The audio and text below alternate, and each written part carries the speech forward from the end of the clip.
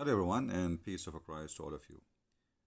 Just for your attention, Muslim comments is very important for us because they help us to educate you about how silly their argument can be and how to respond to that easy. Muslims they try always to, it's like they don't have answers and they don't know what to say, so they try to get your nerve, like to make you upset. So just laugh and relax. Unless this dude start getting at least 50K view, I am wasting my time here. And my friend, I agree. I mean, only Allah knows best that a busy guy like you, who his wife practice breastfeeding for adult, he have no time following the teaching of Allah. I mean, imagine how much money you are losing by being here texting in my chat or my comment section.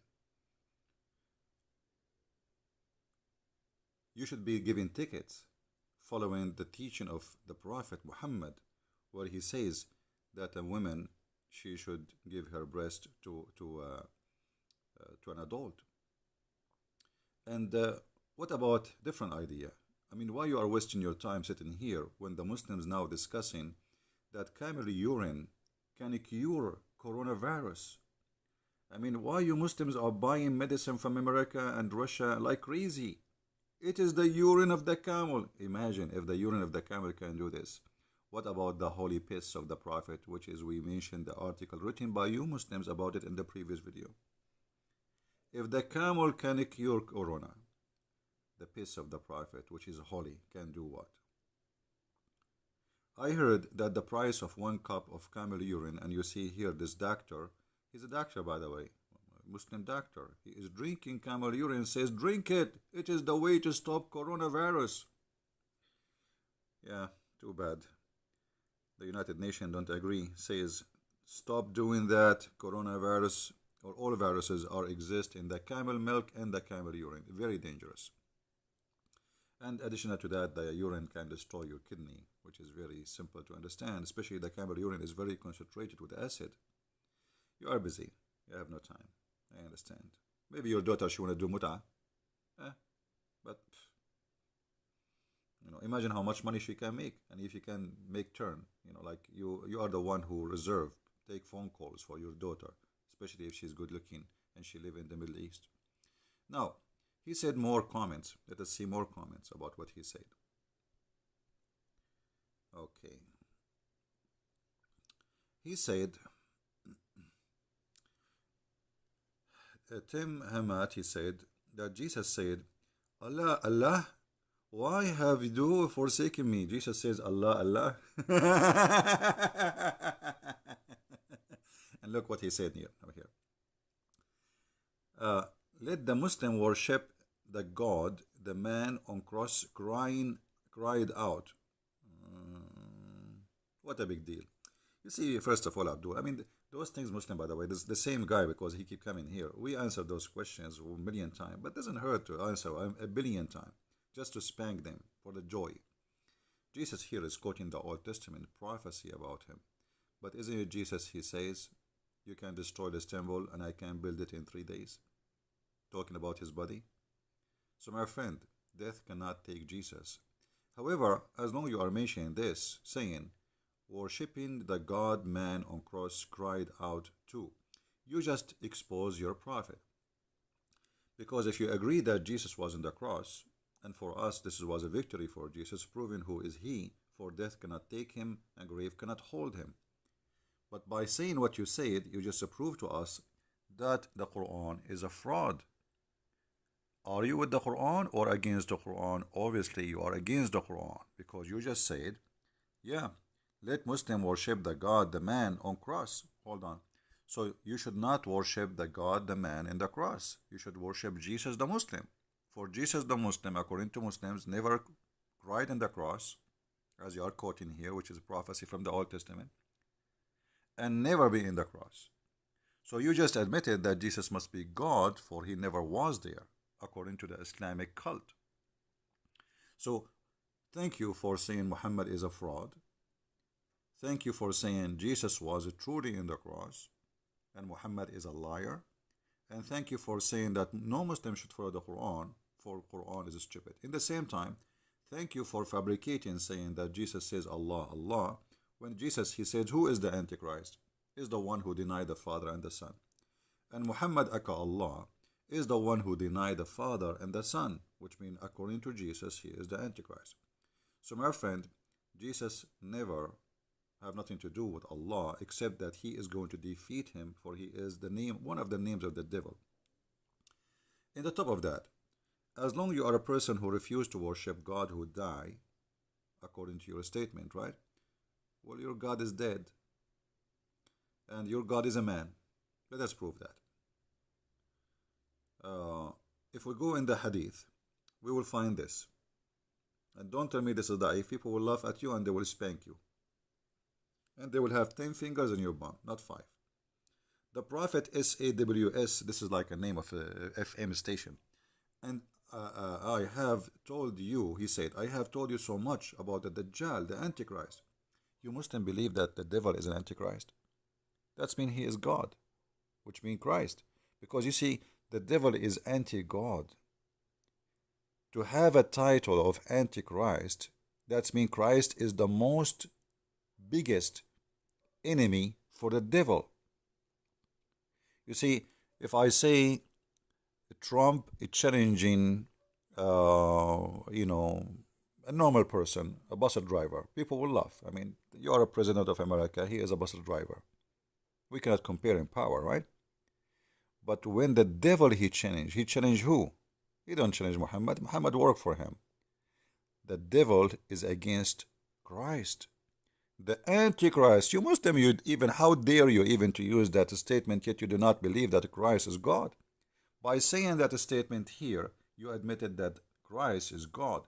For this Dajjal will claim to be Christ. Dajjal means liar, by the way. And he will do miracles which nobody do except Christ to convince you that he is a Christ. And look what your prophet said. The Antichrist is short, headed, woolly haired, one-eyed and an eye sightless, and neither he's describing his body. I mean, your God, the Antichrist is not fat, is not he's a choppy, he is short, he have woolly hair, etc. And Muhammad continues saying after describe him, he is not deep-seated. If you are confused about what, my friend? Confused about how he looked like. That's why we describe. Confused about him and about Allah. So Muhammad is worried that you Muslims, you will be confused about the one who will look supposedly like a Christ, or he will take claiming the look of a Christ and the personality of a Christ and the person of Christ. He says, don't worry, there is a way to decide who is Allah and who is the Antichrist. How? He said, your Lord is not one-eyed. Do you see it? Your Lord is not one-eyed. So your Lord is not one-eyed, while the Antichrist is one-eyed. So everything that the Antichrist here is exactly how Allah look like. The only difference between them is the one eye. So yes, your God Allah is a man, and he is choppy, like he have a big ass, but he's not too big. He have a curly hair. He is short. I don't know how short he is, but he is short. Anyway, if we can fix that, we give him some high heels, and and he, I'm so glad that your God Allah have two eyes working. And, can you tell me how many eyes your God Allah have? Because when you said your Lord is not one-eyed, but he didn't say he have two eyes, right? But however, as long he described between him and the false Messiah, that means he have two eyes. Question: why Allah have two eyes? And where he have them?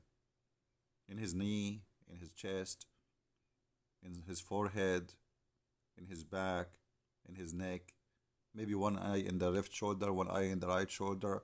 So the Muslims always, they give a propaganda that their God is not a man. But as you see, Muhammad himself is afraid that the Muslim will think that he is Allah, the Antichrist, which is a man. And the only difference between them is one eye. So Allah obviously is a man, and those people are confused. Even your prophet, he says, even the Quran, which is not created, will come one day in the day of judgment as in a look of a dead man. He have no color in his face. So even the Quran for you is a man. Allah is a man. And as you see, the difference between them is just an eye. So when a Muslim speak about our God being a man, your God have hands, he have foot, he have a shin. I remember when the Prophet Mimi Hijab, Sister Mimi Hijab, may Allah bless her, you know, her breastfeeding. He said to David Wood, "You said Allah have parts. Who said so?" His eyes part, his hands parts, his foot parts, and you know when the Muslims deny in order to make a point, they make us laugh, and they make a lot of people leave Islam because a Muslim, a normal Muslim, who have a decency, he will see the comment. He will say, you know, we are lying to the Christians. We have no dignity really. I don't respect them no more. He will leave Islam. And this is why we notice when we go live on air, people call us and they leave Islam live. They notice that there is no dignity in Muslim answers and there is no legitimate answer.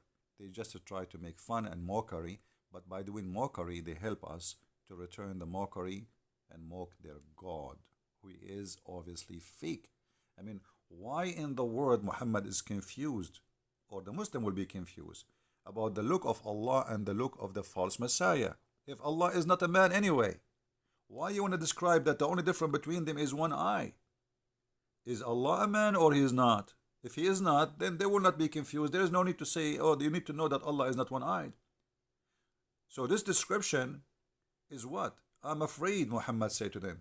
I have told you so much about the Dajjal, the Antichrist, that I'm afraid that you may not understand. There is a worry here that Muslims, they might go and worship the Messiah, the false Messiah, for he looked like the Messiah, and they will think that he is Allah, while he is not Allah. And now Muhammad is giving them a hint. This is the way to recognize that this is not Allah. Not because he is a man, no.